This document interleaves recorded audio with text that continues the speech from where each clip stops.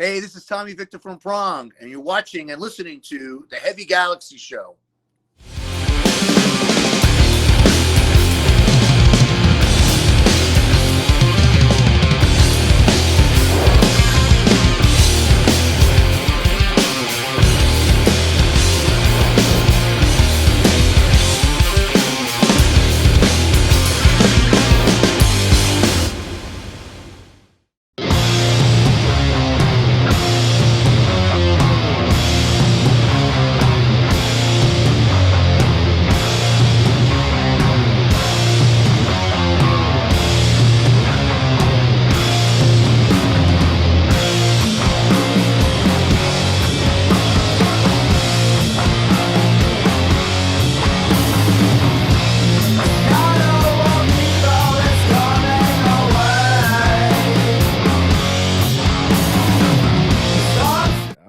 Well, thanks everyone for joining us again here for another episode of the Heavy Galaxy Show, and we'd like to welcome our guest on today's episode. You know him as the guitarist vocalist from classic metal maestros Haunt, as well as the soon-to-be active again doom metal vets BEASTMAKER. We've got Mr. Trevor William Church with us today. What's up, Trevor? How are you, man? I'm great, man. Thank you guys for having me. Super stoked to be here. Absolutely, man. Yeah, we're stoked to have you, man. So listen, Trevor, man, as usual, you got a whole shitload going on in your musical world. I know Haunt, you guys just played Blades of Steel Fest in Madison, Wisconsin. A few weeks back, you know, BEASTMAKER, obviously, you're set to appear, I know, at Planet Desert Rock on that poster right behind John's head there. You also got a show coming up soon. We'll get into a little bit, but we're going to start off with a little bit of chronology here, man, in terms of, you know, the musical prowess in your lineage and genes. Of course, your father, of course, is Bill the Electric Church, who played, I mean, on the first Montrose record, all those great Sammy Hagar records back in the day, Van Morrison. So, and speaking of your dad, I'm going to bring up something here because I know this is getting ready to come out right now or soon, next month, The Electric Church, the biography. It's available, obviously, on HauntTheNationBandcamp.com. Everyone can go check that out. So, I mean, Trevor, and Martin Popoff also, great author, man. Yeah. Great classic metal author. So talk, I guess, a little bit about the book, Trevor, how people, you know, where they can get it, how they could check it out. And really just, you know, I guess, was this your dad that did this? Were you part of this? I mean, get into it a little bit. So like, I don't know, like 5 or 6 years ago, my dad told me that some dude was like interested in doing a book for him, but in Japan and this and that. And, you know, my dad hasn't been active musically in a really long time. He plays in bands and stuff, but he kind of put his career on hold to be dad, and, you know, that sort of thing that kind of happens to some musicians, you know. Mm-hmm. You just fall out. And but he has a pretty epic history, you know. Absolutely. Leading to me. You know what I mean? So he became, you know, dad. You know, and it wasn't really, I didn't really know if it would ever have happened. And like 3 years ago, my dad decided that he was going to take the path that I live, which is like a booze-free life. Mm-hmm. And I was like, really, you know, because like he's been drinking my whole life, you know. He's always had a beer in his hand, you know, as long as I can remember. Best dad in the world. I mean, I'm not even like saying it was like anything bad, you know what I mean? It's just he's the drunk that annoys you to death. That's it. Just so annoying, like just so fucking annoying. He was just like, I used to have a rule: by the third beer, I was out of there.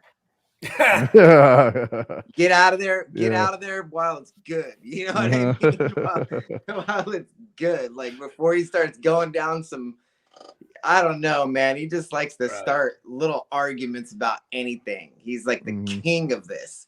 And when he's drunk, he still does it. You know, it's like, it's just who he is. But anyway, a year goes by, 2 years go by, and you know, I started thinking about his book idea, you know, like this thing. I'm like, yeah, hey, did you ever talk to that dude, and he was like, no, I don't think it's gonna ever happen. And he's like, I'd love for it to happen. Somebody, he's like, Sammy has a book, I should have a book. Mm-hmm.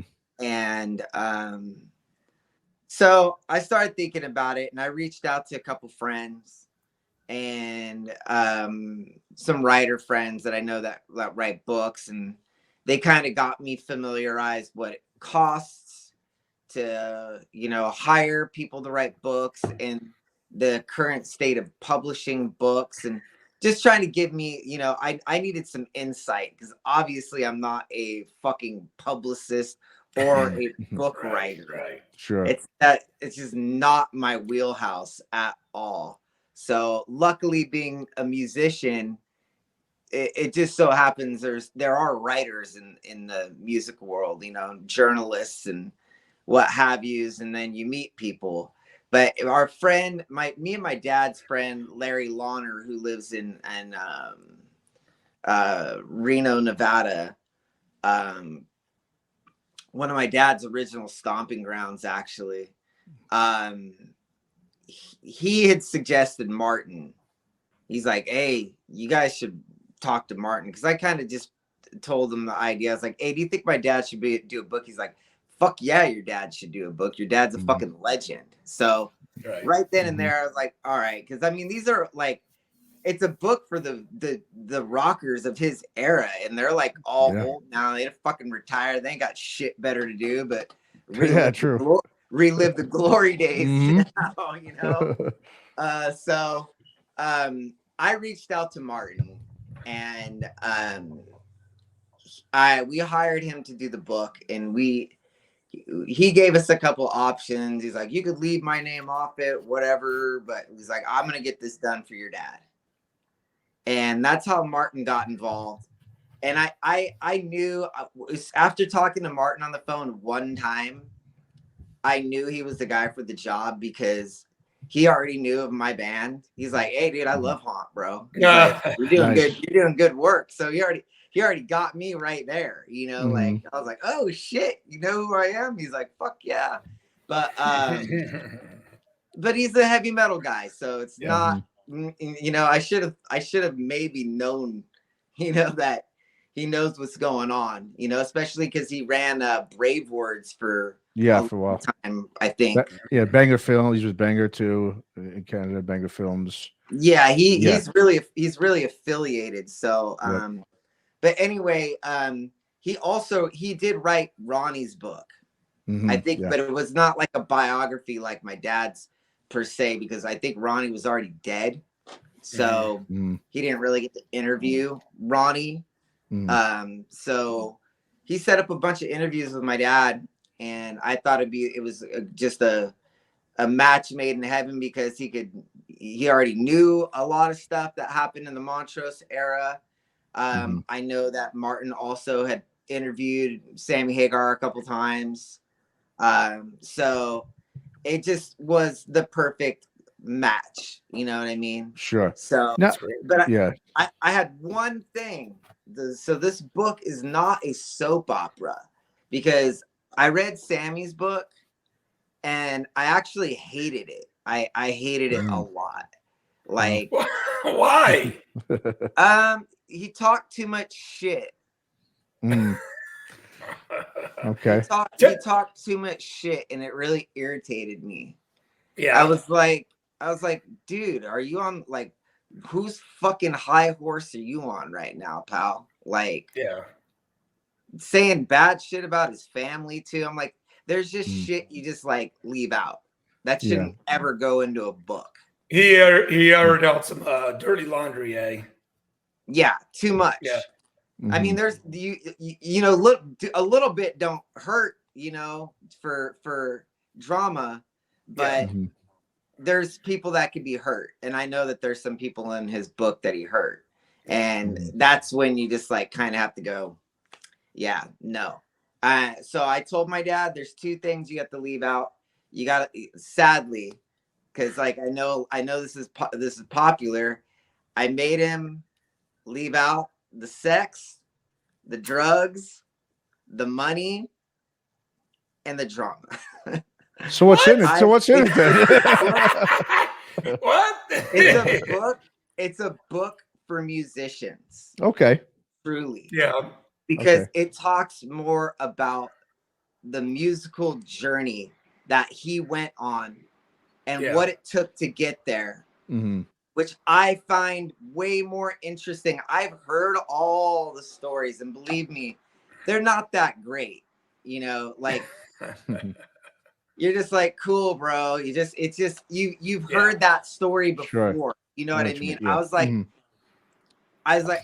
if we're gonna do a book, you need to do a book that's not the book that everybody has already read, that everybody's already thinking of what a rock star from that era's book is gonna be. You know, my dad didn't fade out some like druggie, so like it kind of makes sense that it, you know, the tale is the tale of a bass player making his way to rock stardom. Well, that's cool, man. I thought that was more interesting. And I actually read the book 3 times. And believe me, I'm not the biggest reader on the planet because I got way too much shit going on. But I actually went back a few times because I was like, wow, this is fucking good. I liked it. I loved it, actually, because it was really, truly about the musical path, man. Well, I mean, speaking about that musical path, and just growing up, obviously, around that, you know, and around all the rock stardom and everything you were just kind of, you know, alluded to, what's the biggest thing you would say that really, I guess, would, for yourself now, prepared you, you know, being a player in this crazy thing called the music business, that you maybe learned earlier or had a head start before a lot of other musicians did, before they actually had to go through it the hard way? What, you know, did your dad ever give you, obviously I'm sure he's given you so much advice over the years on what to do, so much more what not to do, yet not what not to do, but go ahead and talk about that. Well, first off, I would really say that they're really, like, I met a lot of rock stars, but we were very poor. Like, my dad's the bass player, not the songwriter. We did not have, my mom made more money than my dad. So it was, that happens a lot. Huh? That happens a lot with musicians, oddly enough. Yeah, I mean, and it's kind of weird, but you know, it's kind of the era. We think of like some of the bass players from that era, like Geezer Butler, but Geezer was writing songs. Yeah. It's just a different thing when your song, when your name is attached to the song, you get all the publishing. My dad was a great writer. He wrote his bass lines, and he made all of those bands shine.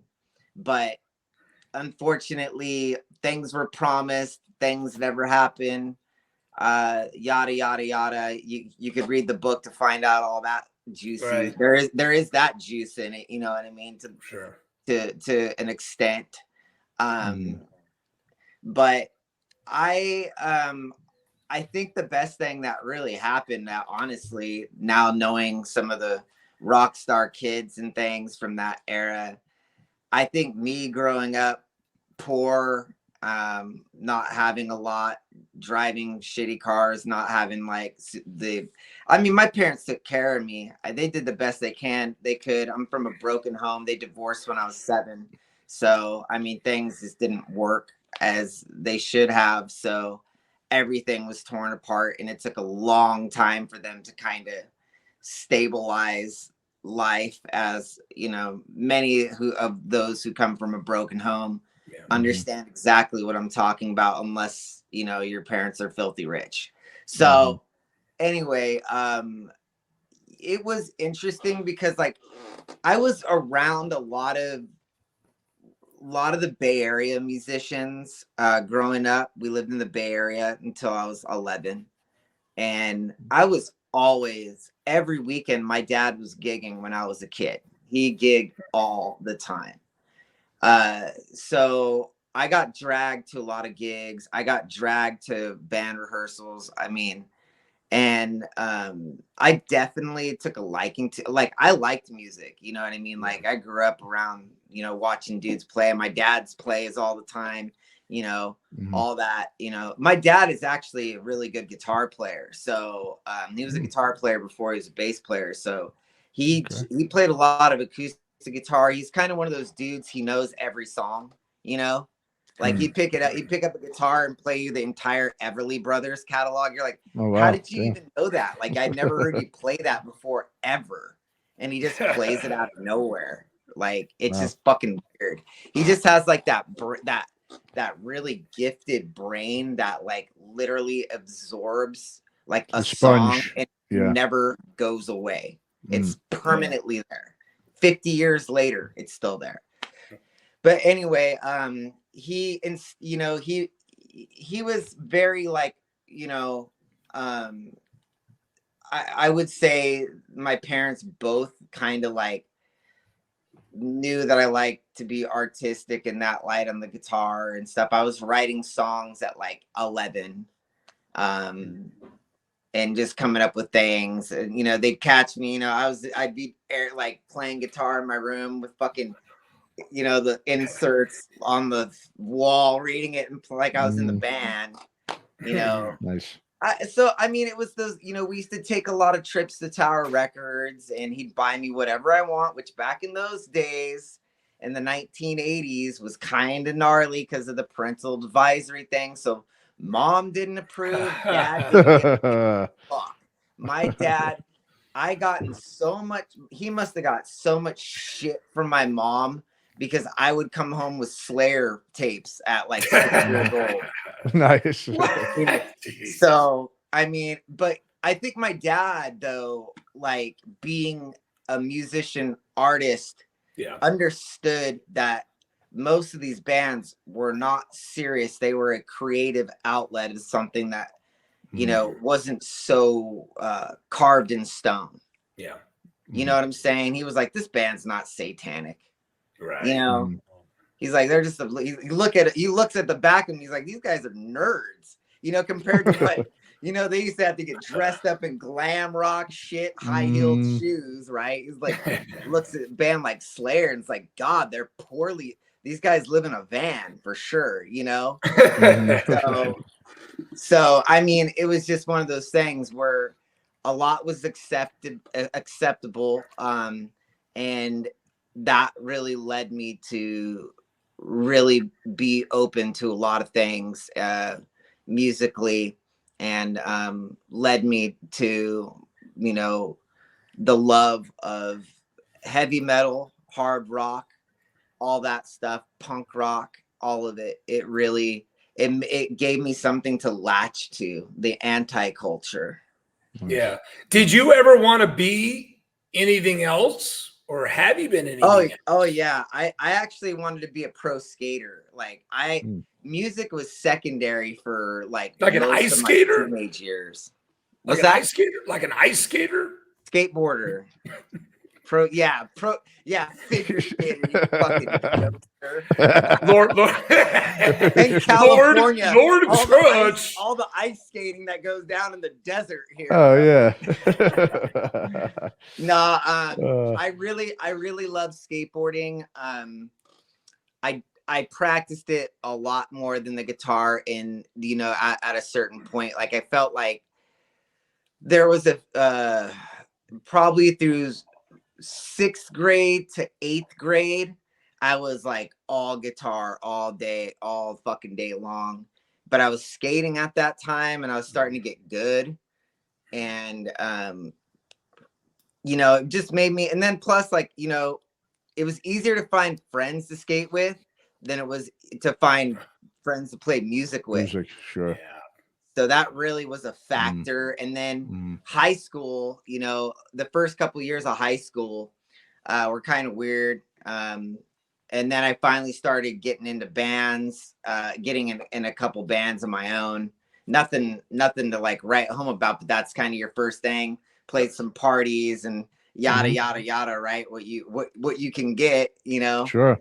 So that kind of, you know, I didn't really start getting serious again until like probably like after high school. When I was like 18, I realized real quickly, like I wanted to be in bands. I wanted to skate. I wanted to do a little bit of everything, you know? So I did want something else before. I wanted to skate all day. I like Right. dreamed a professional skateboarder like life, and I was really good, man. I got sponsored and everything. Wow. I had some things going on, but I think what really started happening is I just wasn't as open to throw myself off stuff, because I was like, man, I don't want to get that hurt, and like I like to play guitar. You know, I was playing shows on the weekends. Like, it was really cool. Like, I was really lucky in those early years. I had a band called Scattered Fall, a punk band, and we played the East Bay area, all around the Central Valley of California. The band was based out of Stockton. And we had a cool thing going on. We were young, playing all over, which allowed me to like skate all these spots. Like, I'd go skate, then go play a show, you know, shit like that. So it was cool. I wouldn't say it was like, you know, it wasn't the person that I would become. I had like collaborative things in that band. I hadn't yet really spawned the world of like, I'm gonna write and orchestrate and do everything. I was the main riff writer, but that was it. And that was really my very humble beginnings in it all. And I mean, like, my first real good guitar, I had a Gibson Les Paul Studio, and it was fucked up. Like, I got it used. It was so cheap.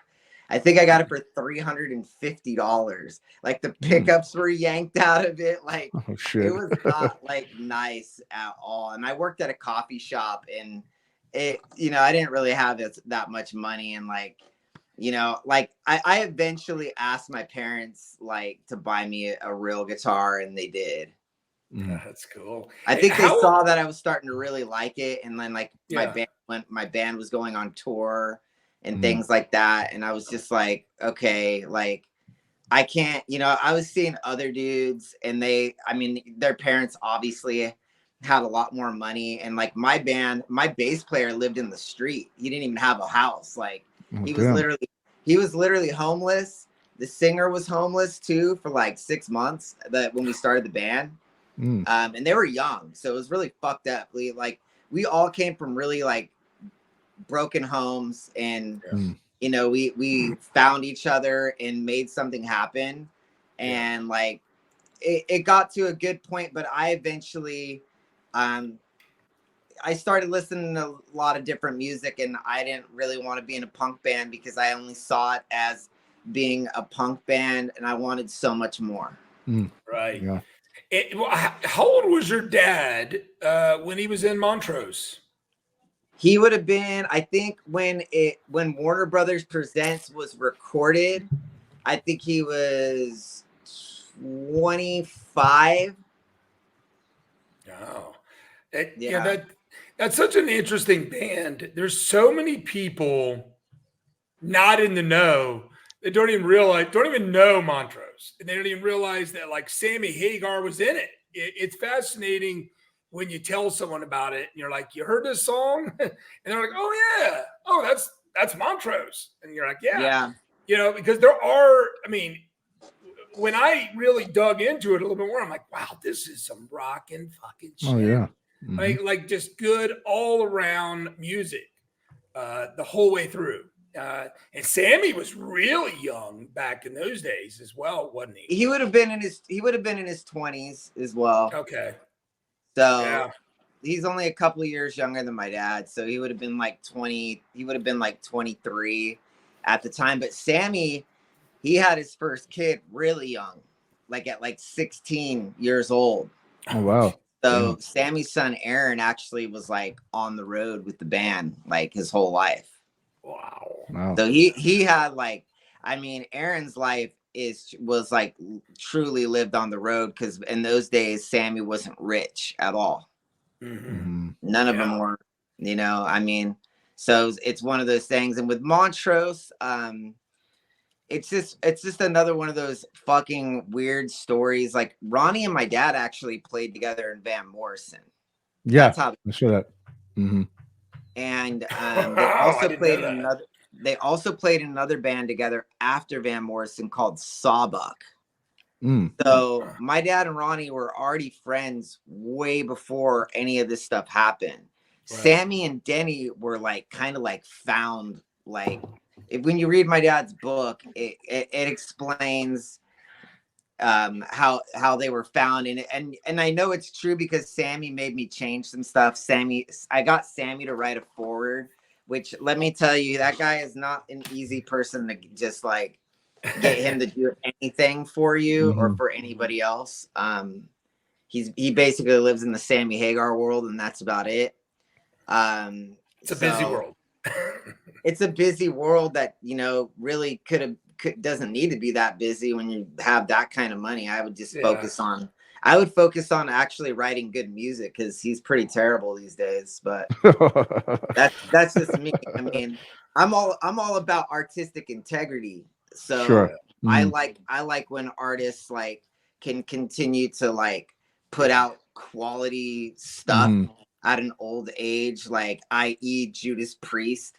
Love it or not, I mean, it's still putting out pretty okay records for, if you really think of their age, you're like, fuck, this is rocking. And have like even like more underground bands like Cirith Ungol from Ventura, California, putting out like just as good of albums as they were 20 years ago. You know, they're getting ready to retire, I saw too, huh? They struck the news that 2024 is the year. Yeah. And I mean, there has to be something said for that. It's difficult. They already don't have like all the original members anyway. Yeah, true. So that makes it complicated, you know. Yeah. Digging for players, you know. It is. It's tough. Yeah, no, absolutely. Yeah. No, absolutely. Yeah, so let's talk some BEASTMAKER. Let's get into it, you know. Trevor, I mean, you've got obviously the band's first show in 4 years. It's coming up on October 21st at the Cafe Colonial in Sacramento. As we said in the beginning of the show here, obviously, Planet Desert Rock Weekend in Vegas, January 25th to the 28th. I know you released, I believe, some reissues back in the summer, I think, correct? So, I mean, now, is BEASTMAKER now, is this, you know, are you now, is it active band and not just live? Are you going to start doing any new music for it? Tell us about that. In July, I had a birthday for my son, and John has a son now as well. And we invited him here, and he came, and me and Andy, I've been playing music with Andy Soldati going on like nearly 20 years, and tons of failed bands. And then the two that kind of got us some underground notoriety. And we're just like, hey, you know, like, it'd be cool if we like played some shows. Like, what do you think? And John was like, yeah, man, let me talk to my girl and see what she has to say about it. And I was like, all right, you know, because I mean, things didn't like leave. Like when somebody quits your band, it's kind of a, you know, it's a breakup. So there was some animosity for a minute, you know, like it's just natural. But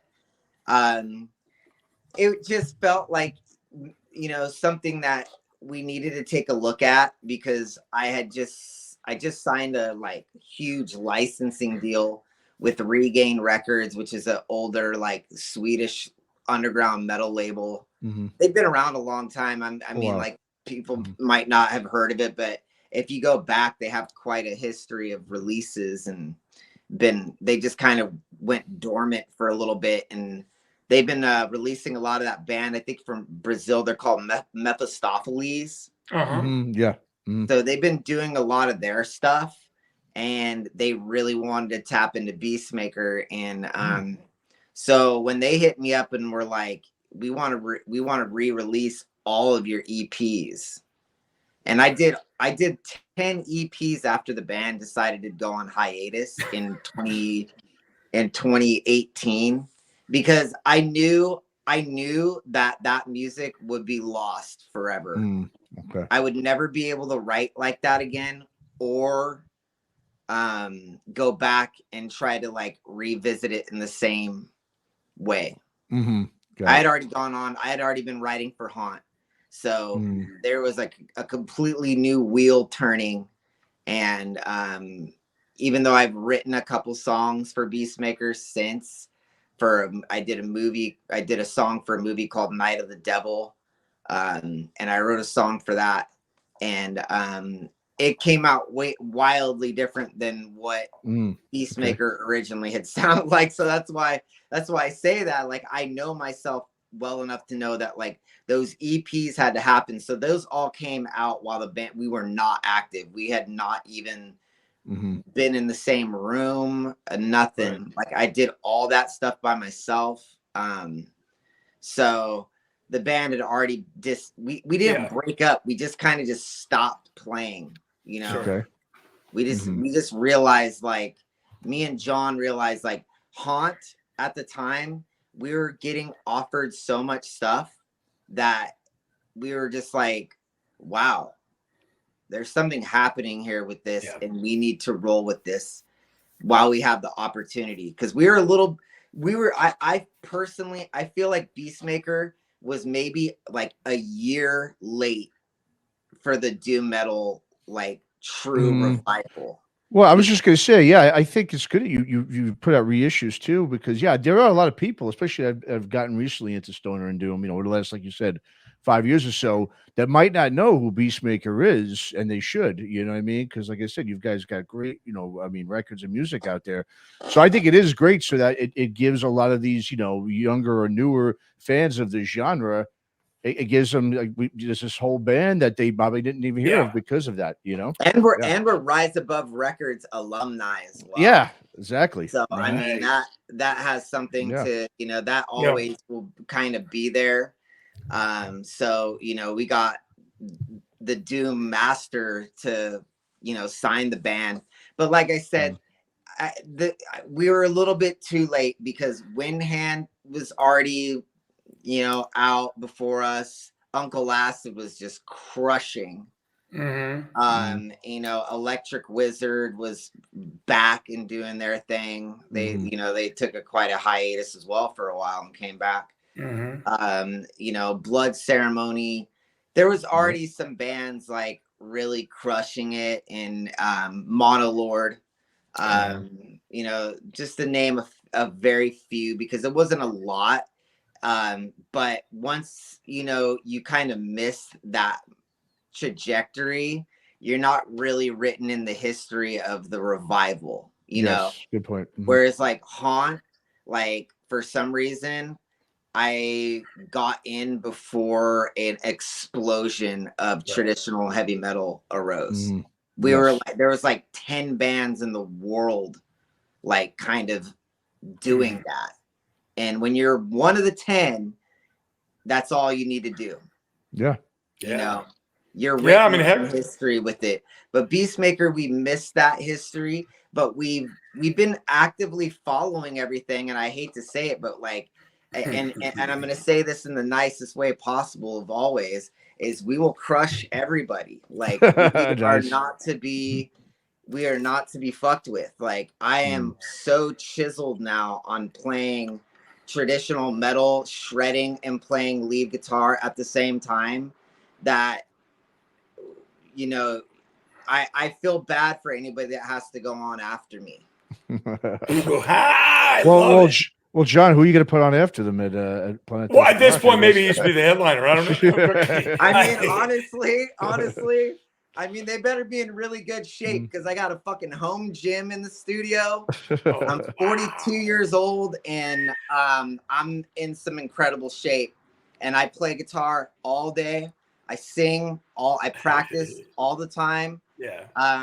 Strangely, on the stoner level, when we started, I was like a super stoner, and I've had to I don't even really smoke anymore because the music has gotten so serious, and the amount of practice that I do now, we want to be like, I think the goal has always just been for me and Andy. Like I said, my drummer Andy, we've been playing together a long time. He's my best friend. And we've always just really wanted to be respected by our peers, nothing more. Yeah. Like, that's kind of been like always like something we've always wanted and longed for is just like for dudes that are like great to be like, fuck, those dudes are good. So, you know, we've always had that there. So we've always tried to push everything to the level of where, you know, we just haven't had a lot of the luck that some bands have. It's not that we don't have the talent. We just didn't have the luck. Right place, right time, sort of scenario. The traditional metal world is just still slowly blossoming, is where the stoner doom world has had nearly a decade to unfold itself and, you know, build its like core base. You know what I mean? Like some of those first festivals that even BEASTMAKER played, the early Desert Fest stuff, not that many people in comparison to what you see now, you know?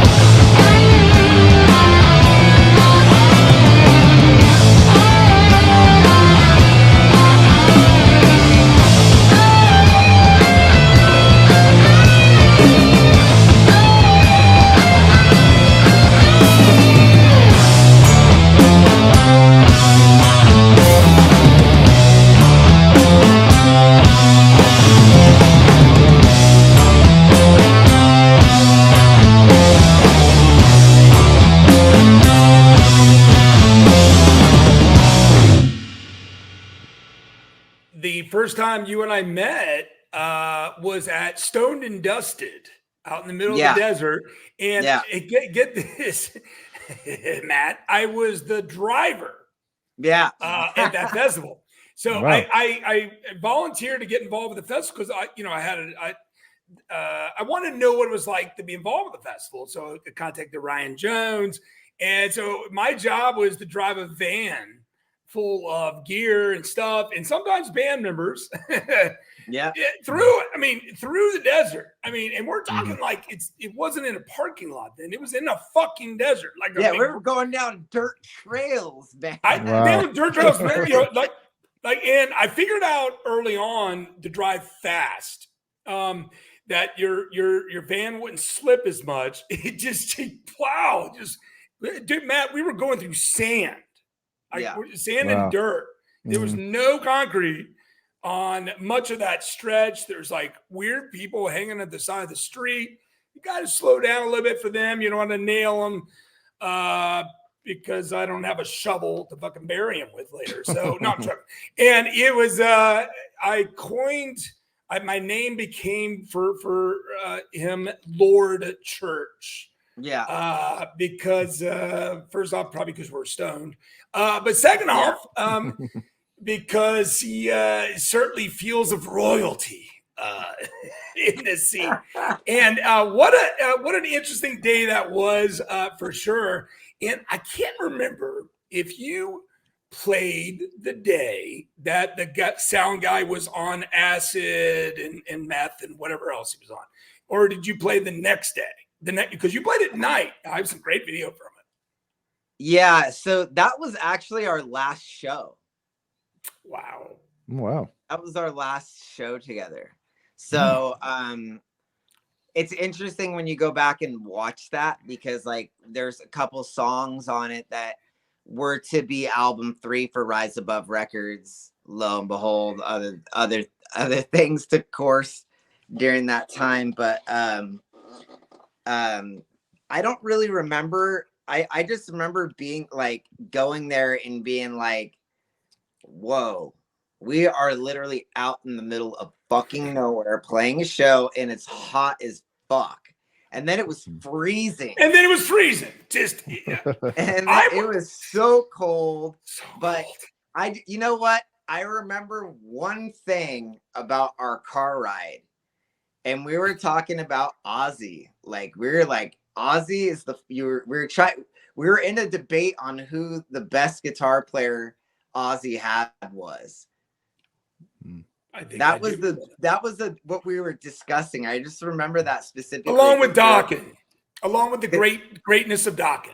Yeah, we go with the Dokken all day, dude. If it ain't Dokken, it ain't rocking. You know, rocking with Dokken. Oh yeah. That was how we met. And then the second time we met is when Haunt played at a karaoke Chinese restaurant, and we had to duct tape the microphone to the stand because it was so wildly obnoxious.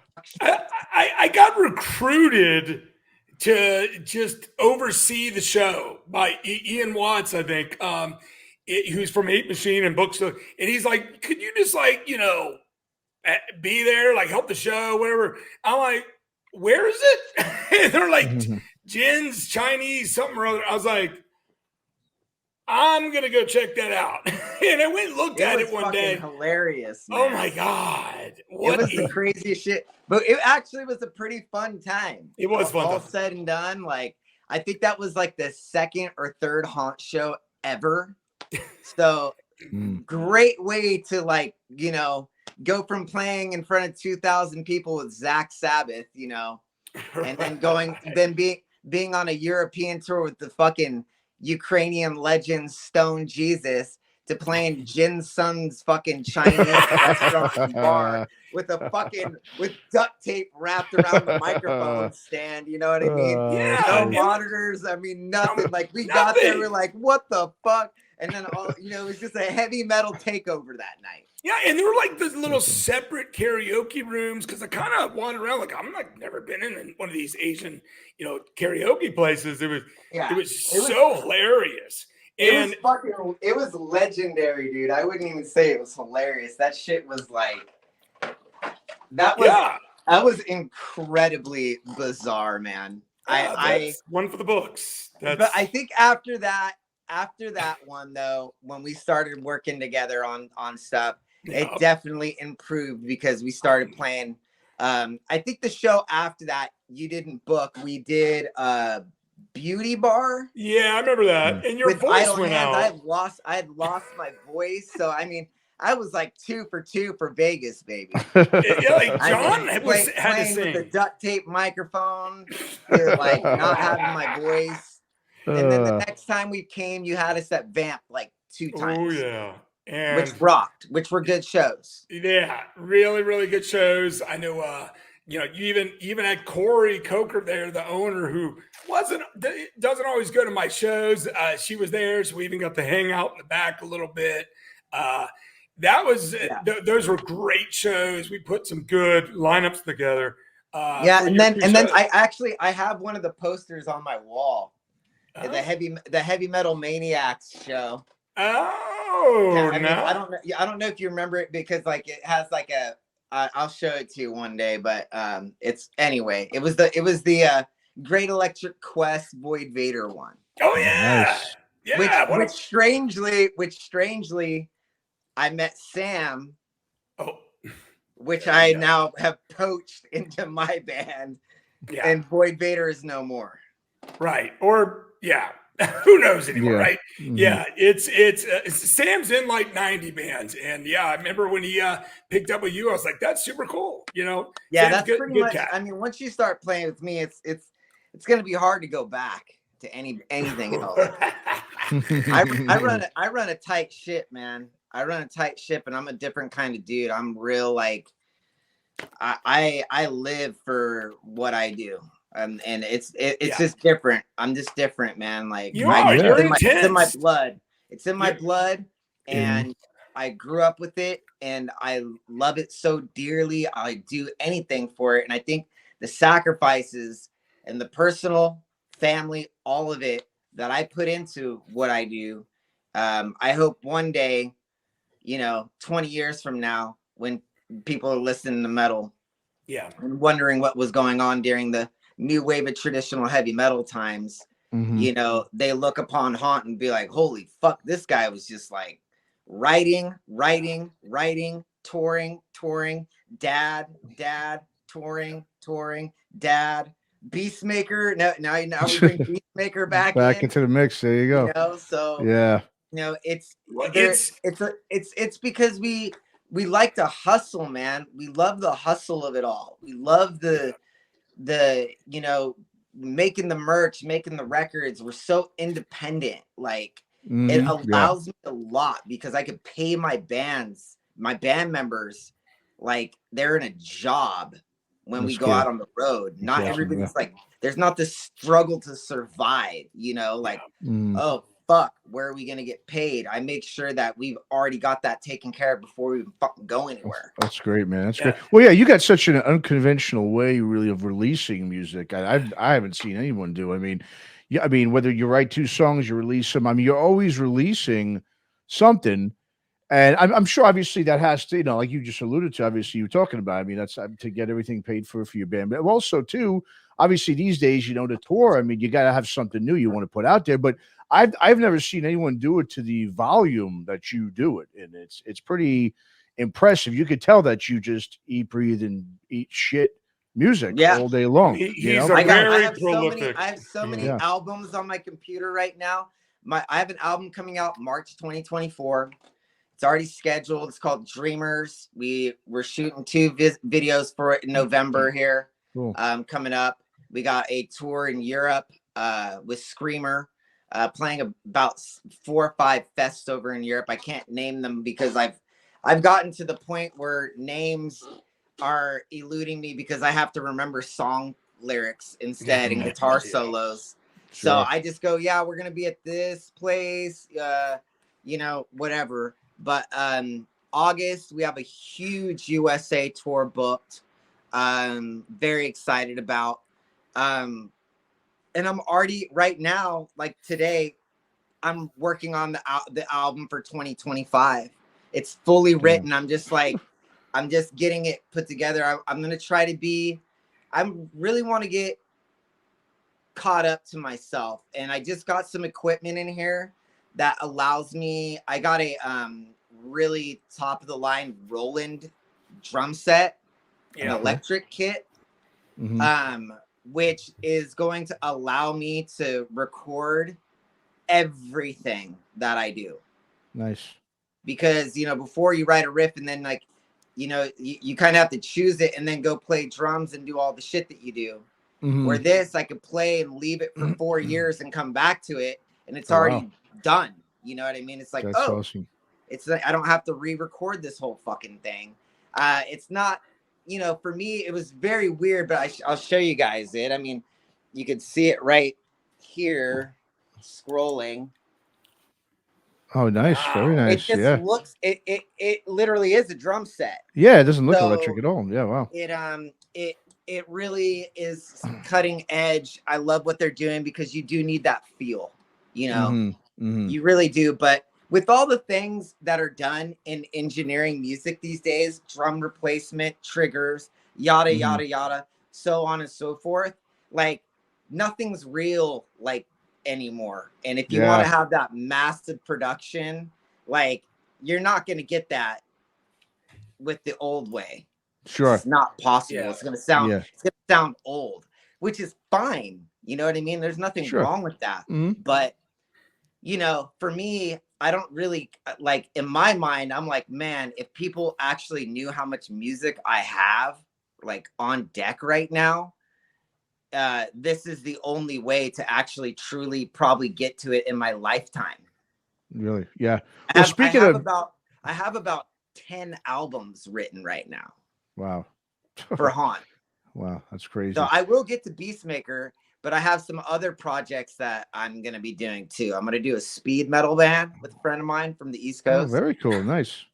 I've done several other projects in the last, you know, during the pandemic. I did a band called Devil Cross with a friend in Canada.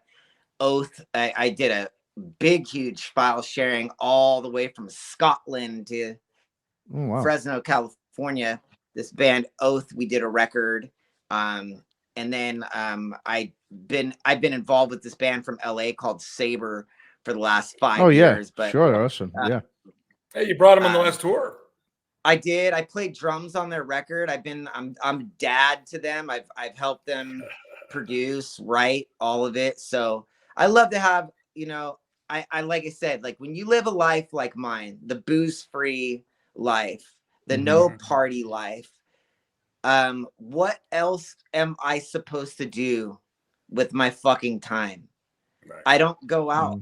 This is my party.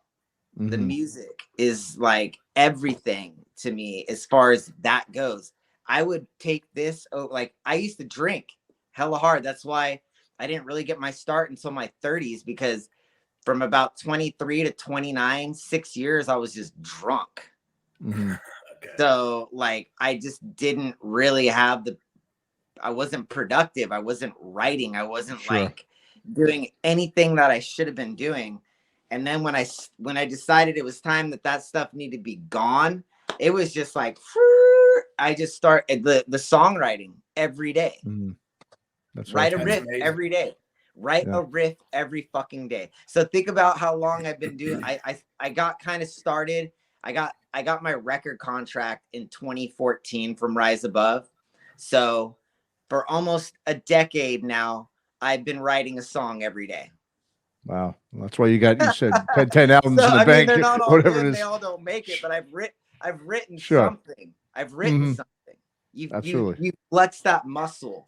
You know, that's how you get better. That's how you know, like I said, if I hadn't done those EPs for BEASTMAKER at that time, they would have got lost, because a new path, you know, I'm glad I did. I'm glad I did. When I look back on it, I go, oh, fuck. Thank God I was smart enough to just be like, get this. Don't worry. I told myself, don't worry about what it's going to sound like production wise, because a lot of the doom metal shit sounds terrible. Go listen to an early Electric Wizard record. Yeah, exactly.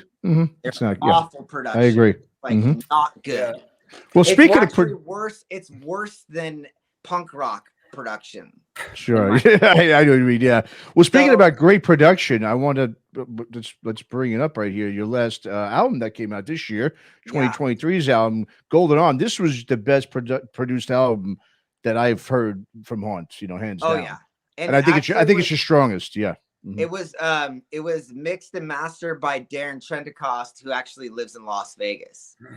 So I've been working with him. He did my new record, and when you guys hear this next one, you're gonna hear a whole new evolution of Haunt, which is definitely, in my mind, like I get a lot of weird reviews because I have so many records now. Because I have like, I think I have, see, Burst, Icarus, Mind Freeze, Flashback, Beautiful Distraction, Windows, Golden Arm. I have 7 records, full-length albums for Haunt. So I get a lot of weird, like, you know, some years somebody pick up a record like, oh, Mind Freeze is the best thing you've ever done, right? Or it's like Burst into Flame or whatever. But when people hear Dreamers, not only is the production, we spent a lot more time on it. So on that light, it's a much more well put together record and recording, but the sonics on it are the best I've ever had. And I really realized at a point I needed to find somebody to mix and master my records for me that I actually like really loved the guy, and Darren is that guy. And I needed to focus more on the writing. Like I said, like I have so much, I just felt like I have so much stuff that's not completed yet. And I need to write it. I need to write the lyrics. I need to complete these songs.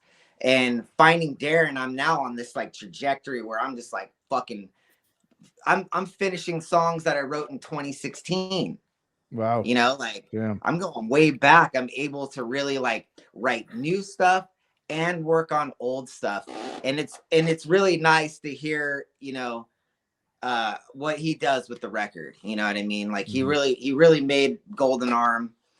I was really lost for a little bit there.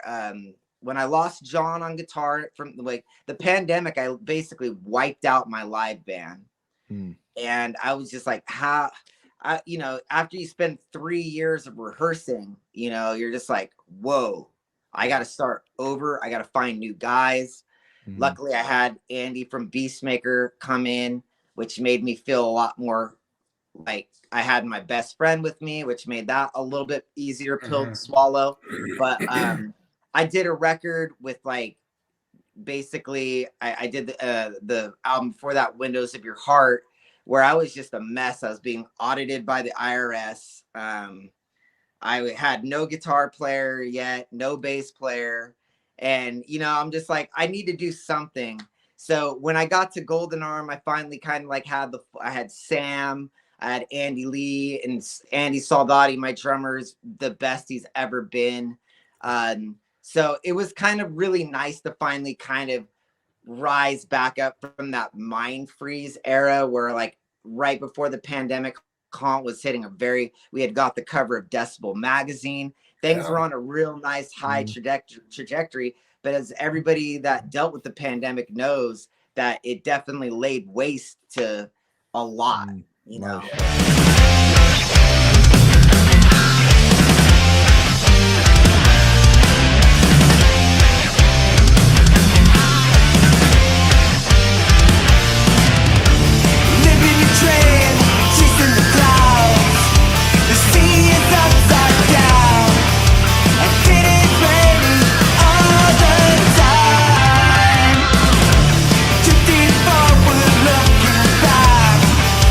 Sky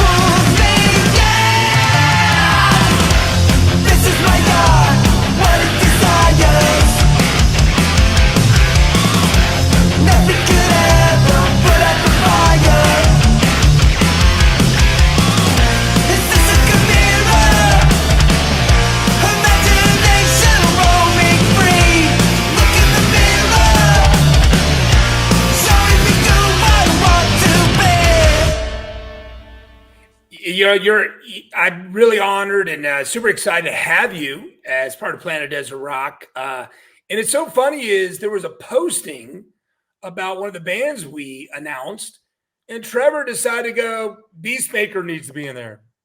Yeah. And I was, at first I was like, oh God, how many times I hear this from bands? It's my first reaction because I hear it a lot, and that's okay. I'm honored. But then it was like, oh, I want BEASTMAKER? Trevor? Okay, on.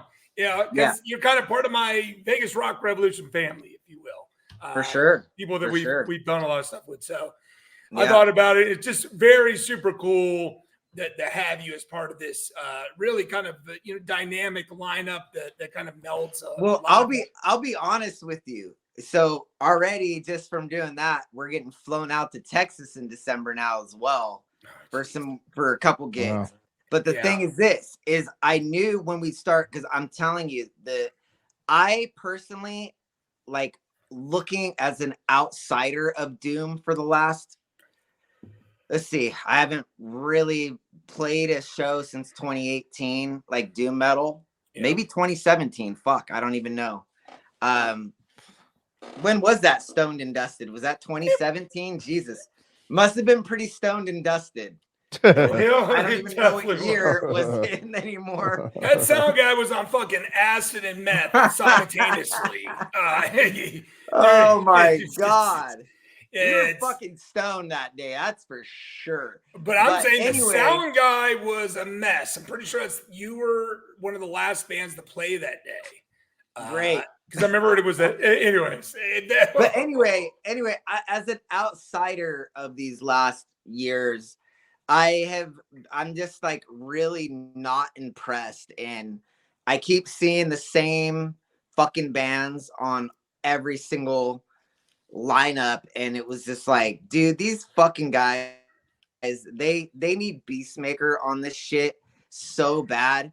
So you're kind of the first. So that was the other thing when I saw that you were doing that, I was like, you know what, like John needs some cool points big time, because you've been really a big part of the Las Vegas music scene and helping bands. Like you've done a lot for me, and I have a great respect for you. And like, I think having BEASTMAKER on it is a good thing. It didn't really take me even a day. I mean, literally, as soon as you said it, I couldn't stop thinking about it. Anyways, thank you. Yeah, you're back. You're back. You just kind of froze, but you kept talking. So that was the good thing. Yeah. Thank you. Thank you, Trevor. I'm honored with your words. That's cool.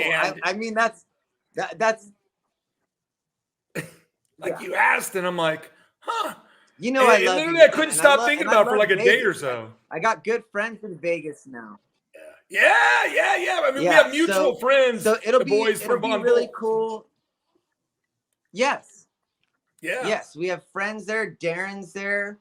I mean, James. It's kind of wild how if I hadn't been coming to Vegas because of you, I don't know if I would have met James, which led me to Darren. You know, I never thought I talked to so many people about mixing and mastering my records. You know, so many people have come at me over the years that I've just always been kind of like, who cares? Like, everything sounds like shit. I'm going to do I'll do a perfectly acceptable job.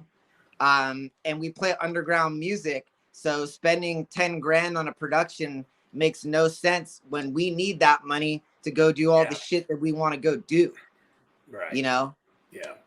Yeah. We'll make it an unbelievably fun few days there, and your day is going to be it's going to be special. So folks, make sure to check out the line of you. What's funny is, Trevor, when I announced you, there were a couple guys that had already bought tickets, and one of them I remember from Scotland was like, never heard of BEASTMAKER, but I checked him out. And damn, now I'm like engulfed. There you go. Like he's like, I'm engulfed. I'm checking all this stuff. What a cool find. There's so much out there in the world, and we, some of us at least, we try to narrow that field down, to what probably has the best chance of more people liking. And that's part of what this lineup's about. And BEASTMAKER has always been a band I've dug and enjoyed. And yeah, it'll be cool. And maybe the first time BEASTMAKER plays Vegas, we think. It is. It's probably, honestly, it might be the first and the last. Wow. Yeah. Right. And you'll just be so busy with work. Yes, exactly. Like, so it's like I said, 2024 is real serious. We don't really plan BEASTMAKER. We don't plan on ever touring. So everything is going to be very specific to getting us to where we need to go. You know what I mean? Like, if you want us, it ain't going to be easy, and it ain't going to be super cheap either. So it's one of those, it's just one of those things where it's like, at the end of the day, Haunt has my full attention, even though we rehearsed the other day. And I'll tell you, I had a great fucking time. But I think if I was really trying to power in doing both heavily, I wouldn't feel Too that much. very long. That sparse little, like, we're doing a practice because we have a show. Yeah. Everybody did their homework. We got together. We breezed through the songs better than when we played together for fucking 5 years. You know? Yeah. We're like, oh shit. We're like you're saying, Haunt's such a ripping band. Better now at playing. It's probably easy. You guys can play that stuff, I'm sure, like nothing. It's probably nothing compared to Haunt stuff. I actually had to. So this is the guitar for BEASTMAKER. This is like the one that I used that was like the guitar. And this guitar is so much different because I have my own custom guitars for Haunt, which are 24 fret Floyd Rose, nice. And just entirely different tuning, C standard all the way across. So I use a big ass heavy string gauge on this guitar. It was fucking weird going to the SG after you know, all these years of playing BC Riches and shit. Like, it was just like, whoa, dude. So it was actually really fun, and it was actually kind of nice not having to sit there and fine tune the fucking Floyd Rose goddamn guitar. Takes me an hour to tune. I was like, oh shit, I'm in tune in 3 seconds. This is amazing. But at the same time, it was definitely you know, we got, there's some work to be had with BEASTMAKER. We need to, you know, figure out a few things, you know, as we kind of trickle along. So it's gonna be a learning process in the light of, because Haunt is faster, it's more like energetic. So it's like the stance, the look is so much more, it's so much easier to do, because you're like, all I have to do is have a white ass fucking heavy metal stance and cock it back and look cool, and that's it. Like, doom metal is way different than that. You know, it's slowed, it has a different tempo, it has a different feel. But my love for horror movies is what drove me to doom metal and the British bands. You know, I'm wearing a Satan shirt right now, my favorite band in the fucking world. But that was a great tour. You just they just played it. That was awesome. Yeah, you're good now. Witchfinder General was kind of the band that BEASTMAKER really why I kind of took that road with the doom metal. And plus we were before that we were playing thrash metal, and we weren't getting very much love doing it. I thought we were really good, and it probably was. I've actually gone back and listened to like our demos of what we were doing before we were doing the doom metal, and we had some really good thrash. It was just not a good time to be a thrash metal band. Yeah. You know, it was like, what do we do? You know, you kind of just fall into things. We're like, well, this ain't fucking working. What else do we like to do? This, you know what I mean? So we just kind of like fell into that a little bit. I was playing in a cover band with my uncle, and I was making good money doing it. And I was telling my drummer, I was like, maybe we should just like go play some Black Sabbath songs at the bar. And he's like, all right. And then so we started playing some, and then we were just like, nah, this ain't working. No. And then we just started writing our own songs. That's so amazing.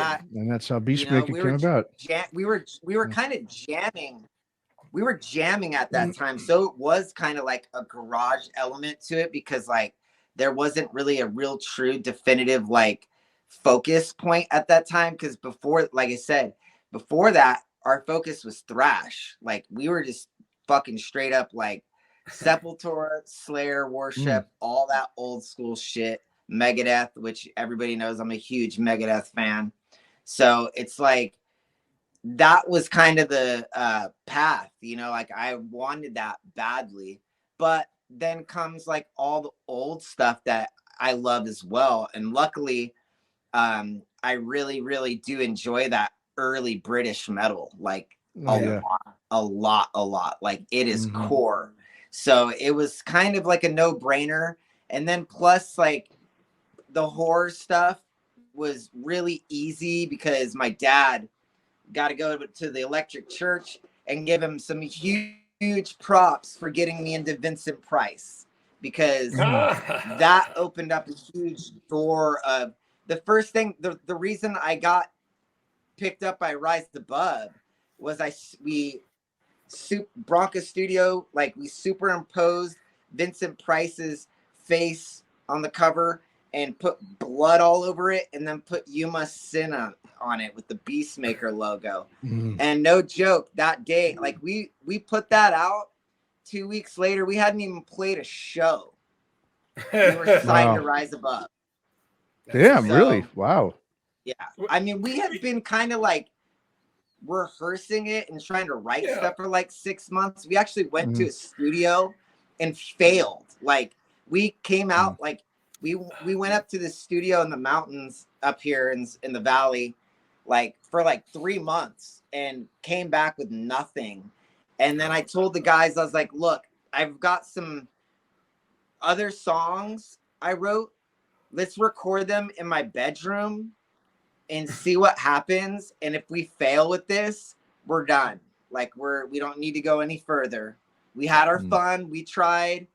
And just so happens that I had that song, You Must Sin, and that cover idea that I had with Vincent Price. It's from the Dr. Phibes film, the French movie poster version, where we got his face. And I put it on Bandcamp, and then about a week later, I got a phone call from Scott Carlson, he's the singer and bassist of the band Repulsion, and then he played in Cathedral for many years. And he hit me up. He's like, dude, I love this shit, bro. He's like, I fucking love it. And he's like, I think you need to be on Rise Above Records. And I'm going to talk to Lee Dorian. And like, lo and behold, 4 days later, we had our 7-inch coming out on Rise Above Records. He did like 3 bands at that time. He did 7 inches for. And I think he was trying to find a band that he was going to sign and have like on his roster. And we sold out. So I think from that got us a record deal, as well as my friend Johanna from Lucifer at the time. She was dating Lee. And she told me that she was pushing us pretty hard to him as well. She was like, you need to sign this band before they go somewhere else, because they will get, somebody else is going to get them. And that's amazing. Trevor, I want to go back in time with you. Yeah. All right. Senior year of high school, what were your favorite bands that year? Senior year of high school. Good God. When was I a senior? 1998. So you're 42 now? Yeah. So it'd be 24 years ago. God. Or 25. So I was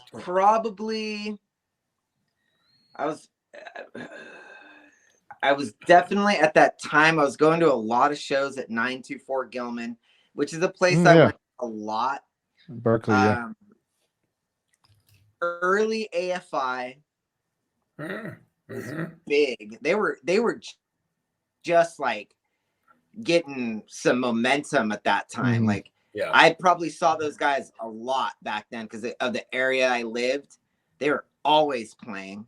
So I would say they were definitely up there. You got to remember at that time in 1998, 99, Limp Bizkit, Korn, biggest band on the fucking planet.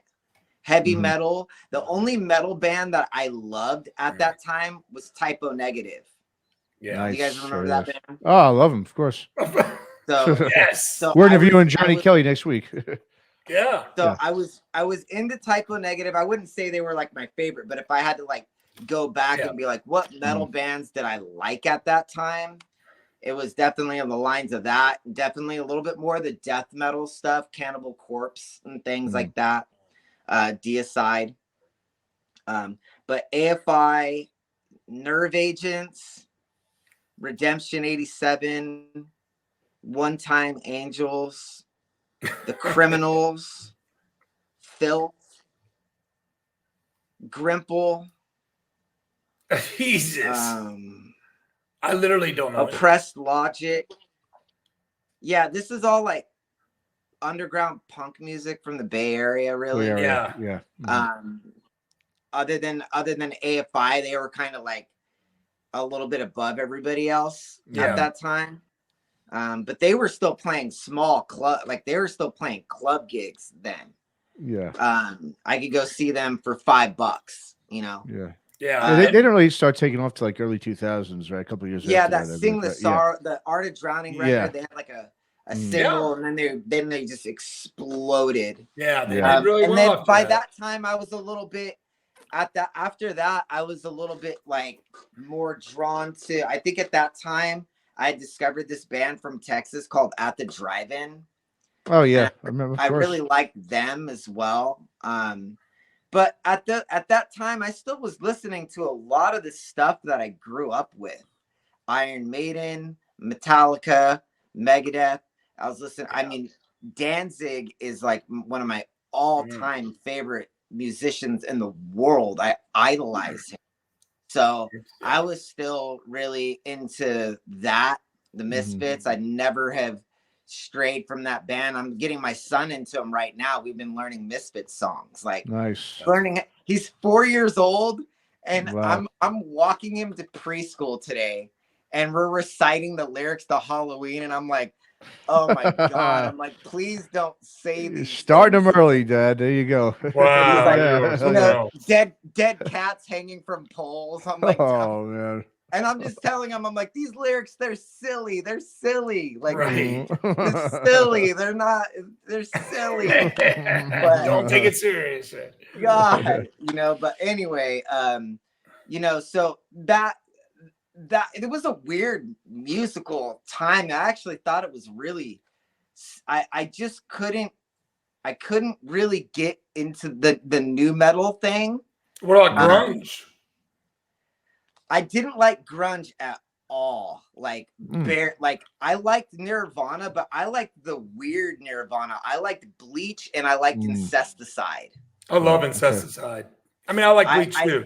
Yeah, but Incesticide's great. Two were really cool. I used to hate Nevermind. Like I did not like it at all. I was just played so mainstream. Much. Yeah, exactly. Yeah. Yeah. And then I did come to start to like In Utero, like. Yeah, I'm not a fan. Yeah. After he died, I was like, okay, there's a few on here that I like, but nothing in comparison to like the Bleach. I love that Love Buzz song. It was on a skate video, and that kind of introduced me. But I did not like fucking Pearl Jam at all, man. No, I was never a fan. I could see you really. I was not a fan of them. They weren't heavy enough for me. They were just I liked the first album, plain, and I don't know. Yeah, I was in college. I thought like if I listened to them recently, and like they just have jam riffs. They actually kind of suck. If Eddie Vedder wasn't the singer, they would have been really terrible. Yeah, they're a very plain band to me. That's just my opinion. He really held that. I didn't realize it until now as a 42-year-old musician for a long time that those guys in his band aren't that good. He is like they are nothing without him. And many people will say the exact opposite. And that's what makes things so interesting. Who would you know, say, who the fuck well, is the because opposite? they were in, you know, a pretty famous band before that, you know, with a legendary singer that's now, you know, passed away.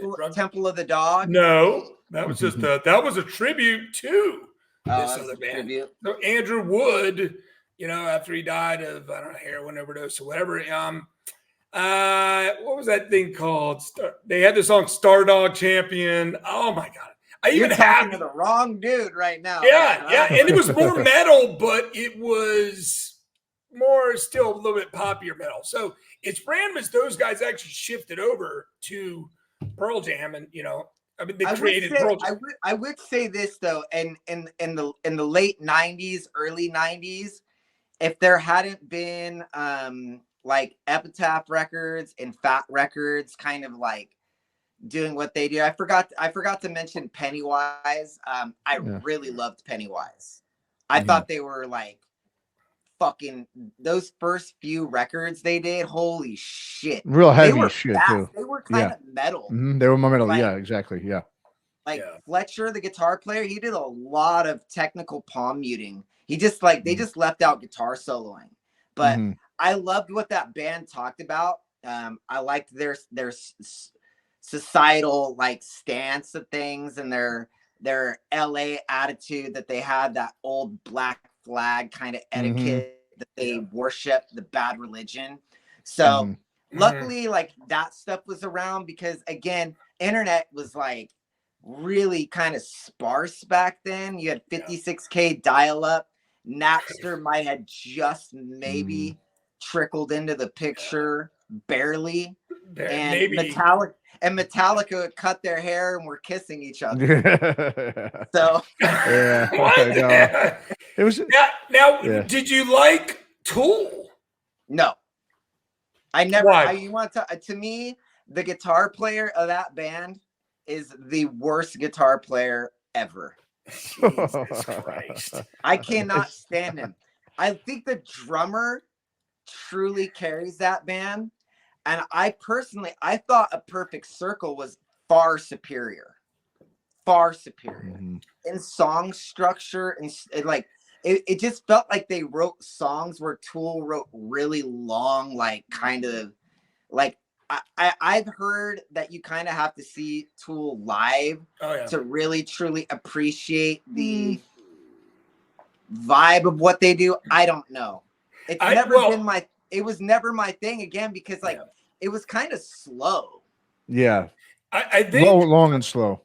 For Tool, for someone like either one of you, I would say it's the first album really is the album that rocks straightforward a little bit more without all the complexity and long drawn out stuff. But speaking of Tool, they just announced the tour for next year, and they're bringing along Elder, which is one of the bigger bands this last 5 years. I mean, literally 6-7 years ago, I saw them with about 20 people at a Spirit Caravan Moss Generator show. And to see them now, they're going to be playing Madison Square Garden with Tool. So it's pretty amazing to see. The thing is, let's hope that they could keep that trajectory, because that's a big up to have to, like, if they can't captivate the Tool fans, you know, they're just back at where they were. You know what I mean? Tool fans are so tricky. I'm a Tool fan, but I don't go every single tour or anything like that. But I've been a fan since the start. But who they bring with them on tour, many times it's super cool. Melvins have been on there. All Souls, another Failure. A lot of people love, but then they bring on some stuff. You're like, this is just horrible. You know, at least I'm like, well, hey, you know what? Yeah, I will people on. Them for bringing out. I'll respect them for bringing out like newer bands that are like buy-on things. Exactly. I hate going to like see a band like. I'm gonna throw it out there right now because I'm too old to care anymore. But Wolfgang's Mammoth does not belong playing with Metallica. No, I agree. Dude. And Terra.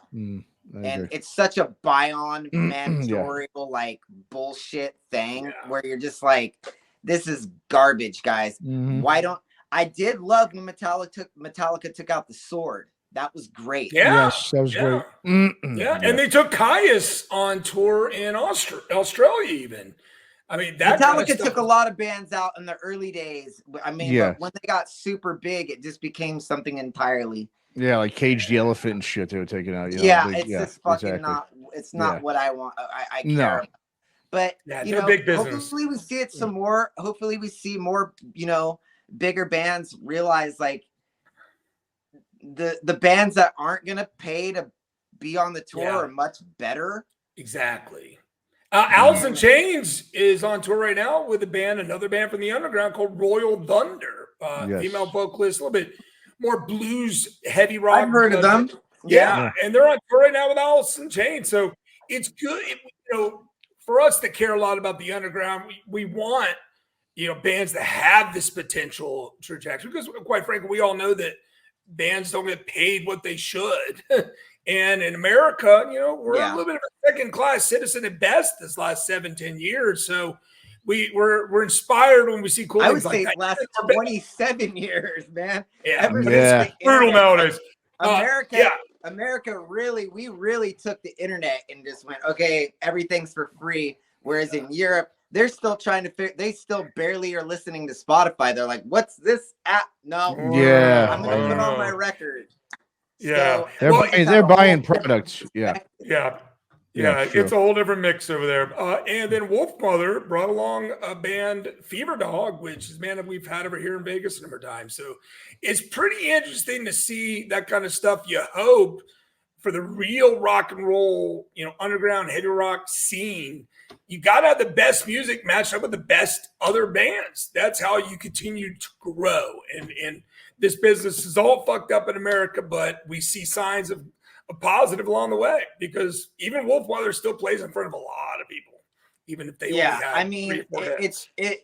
we do a lot of groundwork. We do, like, the only times where the underground truly thrives is when you get to play a festival where everybody's under the same fucking roof, traveled all over the place. And then you actually truly, like, when Haunt plays Hell's Heroes, I mean, I got motherfuckers screaming for me. And like, we go to Germany, same fucking thing at the festivals. They're just chanting Haunt. And then I'll play in fucking Phoenix, Arizona for fucking 25 people. Yeah. You know? It's true. But I don't care. I feel like that's just, it's, in my mind, the musical journey is more about the creative. The touring and the playing shows is about the handshake at this point in time in my life. I'm like, I'm there to shake hands and just meet the people that want to listen to my shit. And then I'm out. I don't care if it's 5 or 500. Doesn't make any difference to me, because if I'm not writing good music, I just don't care. I don't really have that. Like, I need to play in front of a lot of people. I need to be super popular. You know, it means a little bit less. I want to leave behind something that I'm proud of, that you could actually, it's tangible. My live show isn't going to be tangible 20 years from now. Well, that's that integrity that you talked about you had, you know, and that's what it comes down to, is that integrity, you know. There's that too. There, you know, I just don't give a fuck. I mean, I wish maybe I should care a little bit more, but I've been maybe it's that punk rock shit, the DIY shit. I've looked up the people that I looked up to. They fucking carved their own path. They made their own success, and they didn't owe a bunch of people, and they still are good. They could still fucking play and, like, you know, make a decent record here and there. And, you know, like Satan right now, this band right fucking here, Torn, better now than they were in the 80s. They only did one album in the 80s. They came back in 2013 and just was like, they put out a record that that's awesome. They've been blowing my mind. They've actually become some of my close personal friends. Russ, the guitar player, Brian Ross is a fucking legend. Blitzkrieg is amazing. And I'm like, dude, these guys are 60 fucking years old. I know, it's great. And writing some of the best music I've ever heard. Their new album, Earth Infernal, is better than everybody. There's not a band on the planet that could even touch it in my mind. The songwriting, the style, like there's just something real clever there. And I hope to have, like, I look at them in their age and go, you know what? You just keep going. You just keep doing what you do. These are not. What else are they gonna do? Traveling. They're traveling in a van packed together. That's right great. now I know. in their I love that. 60s and crushing. Love it. Amazing. Yeah, that's great, man. That's I the love heart seeing right that there. stuff. Exactly. You'll Well, figure out Trevor, a way. Figure out a way to survive. We're all survival. We will figure out a way to make it work to do what you like to do. Just don't lose the passion. You keep the passion alive. You live for the dream. You wake up for the dream. You get inspired by what you and your friends and everything the world around you is doing. You keep your positive metal attitude and you will do good things, man. Like, it's just a matter of time before, you know, you'll have your moment. You know what I mean? Like, I got on the cover of Decibel. I never thought that was gonna fucking happen in a million years. You're at Rolling Stone like that 2 different to times. be Even a metal guy like I am on an extreme heavy metal magazine cover. I was just like, wow, amazing. Like, okay, so I always have that claim to fame right there for me. That was a big milestone in my career. Yeah, no, absolutely, You know? man. Yeah, absolutely. Well, hey, Trevor, man, you know, thanks for coming on. Really appreciate talking to you, man. Anything you want to, I know, I believe next month too, Haunt has a greatest hits, I believe, or for like a Chronicles. Bring it up. Yeah. Best of. Okay. Yeah. And people can pre-order it now, correct? Yeah, you can pre-order it. It's the whole thing is released. All the songs have been remixed and remastered to be on this one. Because it's let's face it, when you get to 7 records, your old shit, you just don't have it in print anymore. It's said and done. So people that want to hear what I was doing from inception to now, this is probably the best thing. It was fan club picked. We have a fan club. Okay, great. They picked all the tracks. So I didn't get to say what my favorite songs were, which was very hard. I let somebody else do it. But we have our next record, Dreamers, comes out 2024 March. We're going to start rolling out the singles probably in December, January, and we're going to be out there rocking harder than ever. Awesome, man. Well, yeah, we can't wait to check you out there. And of course, reminding everybody again, BEASTMAKER. Yeah. Planet Desert Rock Weekend, January 25th to 28th. John, of course. And of course, you guys got the show in Sacramento at the Colonial Cafe on the 21st of October. And yeah, so Trevor, man, appreciate you coming on, taking time to talk to us, man. Great chatting with you. We'll see you on the road soon, man, for sure. Thank you, guys. Thank you. Volknar never uses weapons. Says he doesn't need them. He says using his bare arms is the best. And he's probably right. Nobody's beaten him yet.